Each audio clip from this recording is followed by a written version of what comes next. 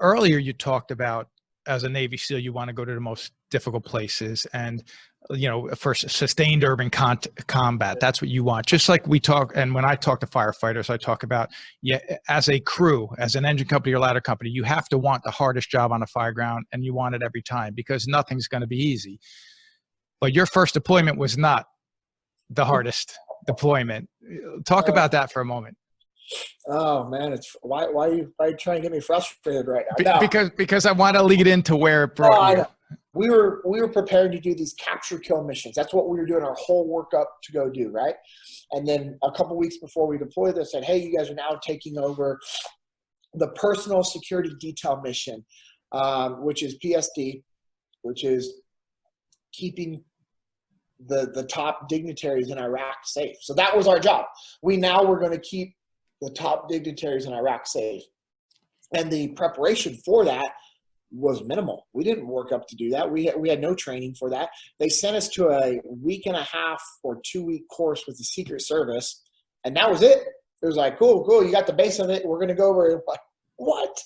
And so, hey, but guess what? The soldiers and Marines that were over there doing the same thing, they had very minimal training, if not none. It was on-the-job training for some of those guys. And so I was pissed. I had a really crappy attitude.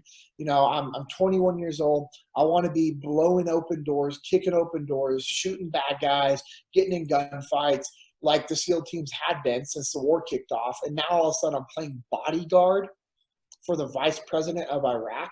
I wasn't happy. That's not what I wanted to be doing.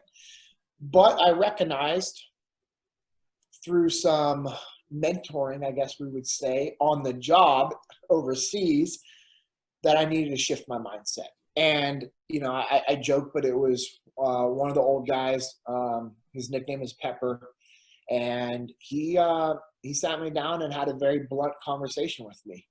And he said, "Hey, I know you don't want to be doing this job. None of us want to be doing this job. But you have to understand how important this job is. And why we're doing this job is because of this, this, and this," right? And he laid it all out. He explained why, and it was really cool. And he even said, he's like, "Hey man, it's my fault that you don't understand this." And I found that very unique. I remember, him taking ownership of that, of saying, "Hey, it's my fault that you truly didn't understand this." And, some of the other new guys had bad attitudes, but I will say mine was probably the worst because I was just driven and always wanting to go. Some of these other guys, they're good guys, but they were just like, that's fine. I don't mind doing this.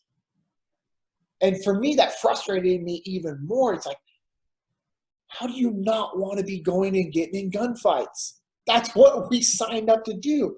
Right. But they were a little older and they're a little more mature than me, okay? And so they understood, like, hey, this is part of the job. I'll take the job.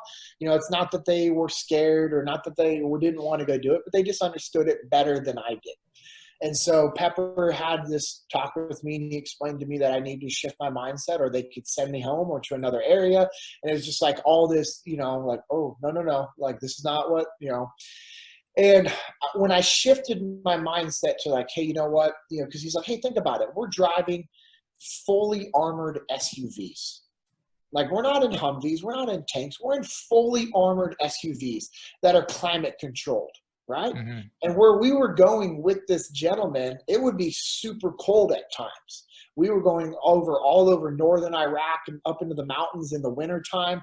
Like, it gets cold up there, right? And so we, we're getting new gear. It's like we're wearing low vis body armor underneath our button ups or our polos with our jackets, and the shoulder holsters at time, or the the hidden holsters. And I was like, okay, he's like kind of painting the picture to me, and he's like, hey, and at the end of the day, this mission is for the greater good of our military, and that's what our job is to do.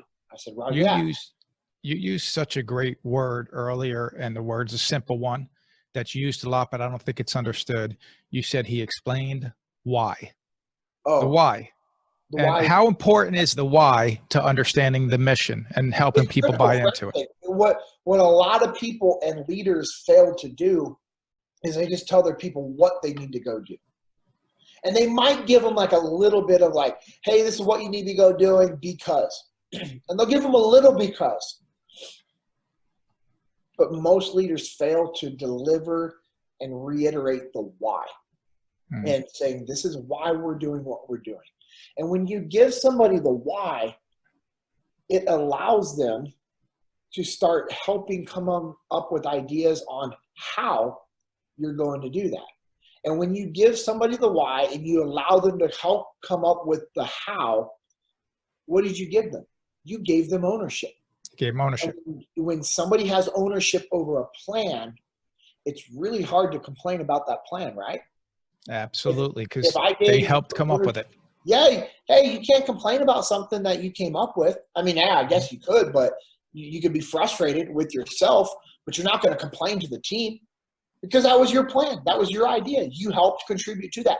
And so good leaders don't just give people what, but they give them the how and help them develop. I'm sorry, they give them the why to help them develop the how. And when he did that with me, it made sense. It shifted my mindset. And I was like, cool. All right, you know what? We're going to make the best of this. I'm going to do my job. And at the end of the day, remember what my parents taught me. It doesn't matter if you don't like the job. You're going to work hard. You're going to outwork everybody else. You're going to be a good example to others. And that was, I just needed a little recalibration. I needed a little bit of a conversation. That was my immaturity coming out, and, it was good. After that time, like I really tried to focus on, being a good team member, just trying to be quiet and listen and, do my job. So we shifted through that. And then that's when Jocko came in. When we came home, he came in as our task unit commander. And, it was a completely different ballgame. We were like, hey, we're going to the wild, wild west.